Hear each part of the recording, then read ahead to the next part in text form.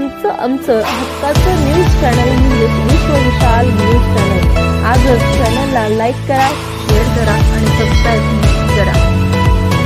PhD holder आहो, gold medallist आहो, एवढे मोठे पैसे तुम्हाला देवानं कमवून दिलेत, अब्जाधीश केलंय।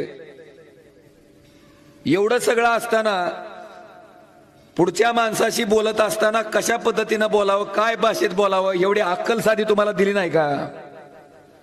काय भाषेत बोलता तुम्ही कुणाला? तुम्ही ही आईबापाच्याच पोटी जन्माला आलाव, आम्ही बी आईबापाच्याच पोटी जन्माला आलाव। मग नेमके तुमचे आईबाप तुमच्यावर संस्कार करायला कमी पडले का की तुम्ही दुसऱ्याच्या आईबापाला काही बोलता?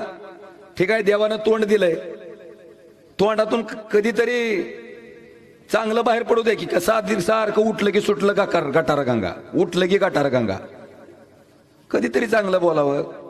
बरं, मी ती बघतो, त्यांचं भाषण बघतो, काय भाषेत बोलतेत, खालची कमेंट वाचतो, मला वाटतं कमेंट जर वाटले तर चक्कर येऊन पडल माणूस एखादं।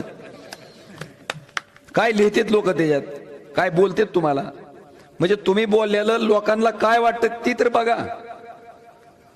आणि माझी विनंती आहे की तुमचा मान सन्मान म्हणून आम्ही आजपर्यंत शांत होतो, आमच्या आईबापाचे आमच्यावर संस्कार म्हणून आम्ही शांत होतो, नाहीतर तोंड आम्हाला बी दिलंय।